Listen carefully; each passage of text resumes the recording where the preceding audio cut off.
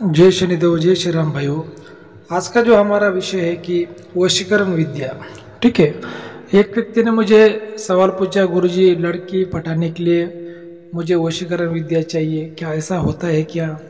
ऐसा मुझे सवाल पूछा। मुझे लगा कि भाई इसको जवाब देने के बजाय एक इस पर वीडियो बनाया जाए और सबको जवाब दिया जाए, सबको सही जानकारी दी जाए। ठीक है। तो देखिए भाइयों, आपको सबसे पहले चैनल को सब्सक्राइब फॉलो करना है, लाइक करना है, शेयर करना है। और आप सब लोग जानते हैं कि हमारे खानदान में 5 पीढ़ियों से इंद्रजाल विद्या, नारायणी विद्या, अघोरी विद्या चलती आ रही है। और जो हमारे दादा गुरु थे, सबसे बड़े तांत्रिक विद्वान पंडित थे।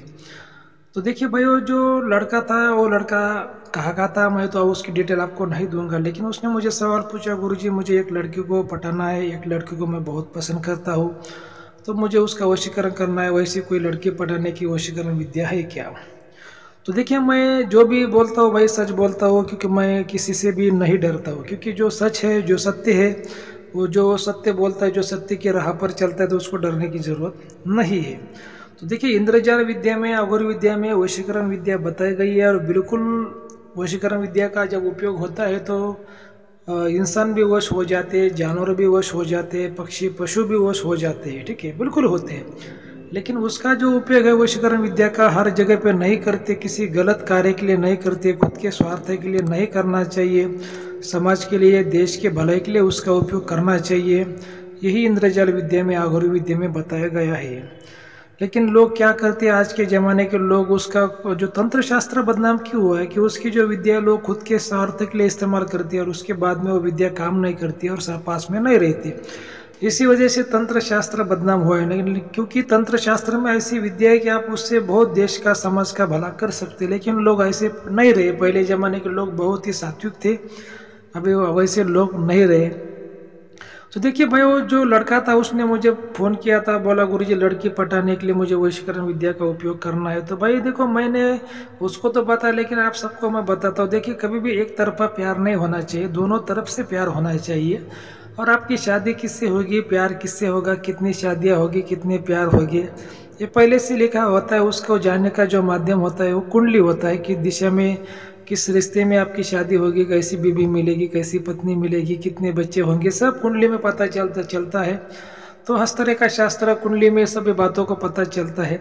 लेकिन एक तरफा ऐसा प्यार नहीं होना चाहिए। और आप हालांकि लड़की पटाने के लिए आप वशीकरण विद्या का उपयोग करोगे तो ये तो मेरे को कोई बात हजम होने वाली नहीं है। मेरे को बिल्कुल वो बात गलत लगी। मैंने बोला भाई, तेरे को किसी भी विद्या का प्रयोग करके किसी को भी पटाने की क्या ज़रूरत है? जो प्यार होता है वो सच्चा प्यार होना चाहिए। अगर सामने वाला आपसे सच्चा प्यार करता है, आप उससे सच्चा प्यार करते हो, तो वही वो लाइफ टाइम टिकेगा। अगर आप उसका वशीकरण करके आप उसको मनाओगे, उससे प्यार करोगे, ये तो चीटिंग भी हुई और धोखा भी हुआ। और वो तो लाइफ टाइम फिर आपका प्यार नहीं चलेगा, क्योंकि जो वशीकरण विद्या का पावर है कुछ दिनों बाद खत्म भी हो सकता है। तो फिर तो वो तो औरत आपको छोड़ के चली जाएगी या फिर वो पुरुष आपको छोड़ के चला जाएगा।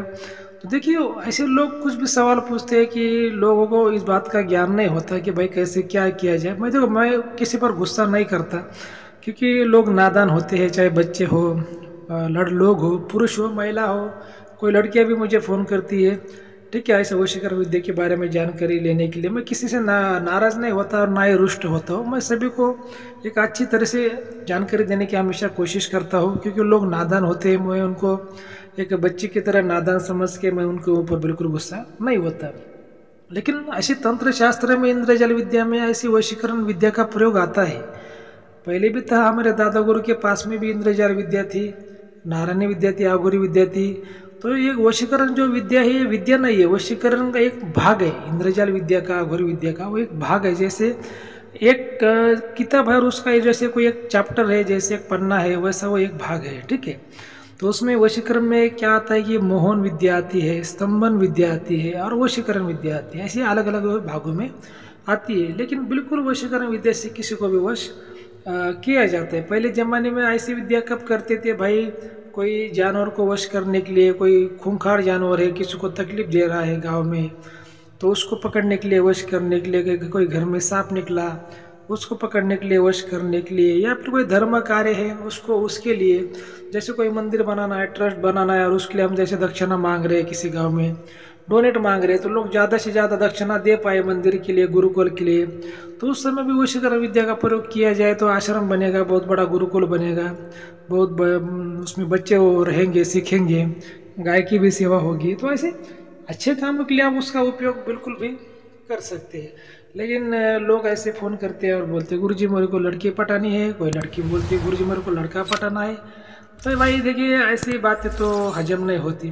भाई देखिए लड़का लड़की की बातें तो ठीक है, अभी वो जवान है और नादान है, लेकिन बड़े बड़े जो लोग हैं, शादीशुदा लोग हैं, जिनको 2-2 4-4 बच्चे, ऐसे भी लोग मुझे फ़ोन करते हैं। कुछ ऐसी भी महिलाएं मुझे फ़ोन करती है जिनको 2-2 4-4 बच्चे हैं, और वो बोलती है मुझे कोई दूसरा व्यक्ति पसंद आ गया, उसको वशीकरण करना है। मेरे को भी बातें तो बहुत गलत लगती है, कैसा कलयुग आ गया, ऐसा तो नहीं होना चाहिए भाइयों, ठीक है।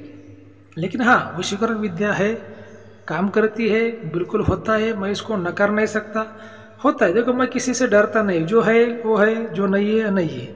लेकिन वशीकरण विद्या का मैं खुद भी कभी इस्तेमाल नहीं करता, कभी उसका उपयोग नहीं करता, क्योंकि वशीकरण विद्या में क्या होता है, आप जब हम उसको यूज़ करना चालू कर देते हैं ना, तो उसमें ऑटोमेटिकली ज़्यादा से ज़्यादा पाप होना चालू हो जाता है, ठीक है। मतलब जो बाकी अब चाहे तो मारण विद्या में मतलब पाप कम होगा शायद, ऐसा मान लीजिए, लेकिन वशीकरण विद्या में ज़्यादा से ज़्यादा पाप होना चालू हो जाता है। और जब इंसान एक गलती करता है, दूसरी करता है, एक बार पाप करता है, दोबारा पाप करता है, फिर पाप पे पाप, पाप पे पाप वो किया जाता है। तो इसी वजह से मैं वशीकरण विद्या का जो इस्तेमाल कभी नहीं करता। नहीं तो वशीकरण विद्या से पशु पक्षी जानवर इंसान महिला पुरुष सबको वश किया जा सकता है, ऐसा बिल्कुल तंत्र शास्त्र में बताया गया है। लेकिन गलत इस्तेमाल नहीं करने का। देखिए कभी भी कोई भी विद्या गलत नहीं होती, विद्या तो भगवान से बनती है, और गलत वो कैसे हो सकती है। जैसे आपके पास में गन है, वो अगर किसी पुलिस के हाथों में चली जाए, आर्मी के हाथों में चली जाए, तो वो देश के लिए उसका अच्छा यूज करेगा। वही गन अगर पाकिस्तान के पास चली जाए, किसी आतंकवादी के, टेररिस्ट के पास चली जाए, नक्सलवादी के पास चली जाए, तो देश के विरुद्ध में काम करेगा, देश का नुकसान करेगा। तो गन का दोष तो नहीं है, उसको चलाने वाले का दोष होता है कि वो चलाने वाला की जो बुद्धि है, उसकी विचार है, उसकी सोच है, वो कैसी है, ठीक है। तो विद्या गलत नहीं होती, उसको चलाने वाला वो व्यक्ति सही है या फिर गलत है, उसके ऊपर वो विद्या का उपयोग होता है। तो फिर भी अच्छा काम करना चाहिए, नेक काम करना चाहिए, अच्छा करोगे तो अच्छा होगा। और देखिए भाइयों क्या है कि हमेशा जीवन में गुरु करना चाहिए। जब आप त्रिगुणात्मक, त्रिगुण का ज्ञान, त्रिशक्ति का ज्ञान, त्रिविद्या का ज्ञान जिस गुरु के पास में है, ऐसा गुरु करना चाहिए, तभी वो आपके अच्छी तरीके से वो मदद कर पाता है, जीवन में आपका भला हो जाता है, आपके जो कुछ दुख है, जो समस्या है, उसका हल निकल जाता है। और लोग क्या करते, गुरु ऐसा करते कि उसके पास कुछ ज्ञान नहीं रहता, अगर होता भी है तो एक ही गुण का ज्ञान होता है, और उसका वो डंका बजाते चलता है, डगा बजाते चलता है, और बाकी गुणों को बुरा बोलता है, नीचा दिखाता है। ऐसा गुरु नहीं करना चाहिए। गुरु के पास में त्रिगुण का ज्ञान हो, जैसे हमारे गुरु दत्तात्रेय भगवान थे, त्रिगुणात्मक गुरु थे। देखिए त्रिगुण का, त्रिशक्ति का, त्रिविद्या का ज्ञान जिस गुरु के पास में है, वही गुरु श्रेष्ठ है आज के ज़माने में, कलयुग में। अब वो कैसे श्रेष्ठ है उस पर भी हम कोई वीडियो बनाएंगे कि भाई एक गुण का गुरु कैसे काम करता है और त्रिगुण का गुरु कैसे काम करता है, इस पर भी कभी कभी वीडियो बनाएंगे। अगर आपको उसमें रुचि है तो आप हमें कमेंट में लिख सकते हैं।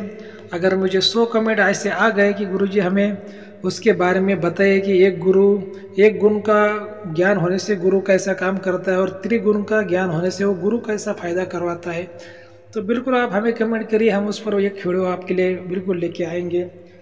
तो ठीक है भाइयों, अगर आपको आज का वीडियो अच्छा लगा तो चैनल को सब्सक्राइब करिए, लाइक करिए, फॉलो करिए, शेयर करिए।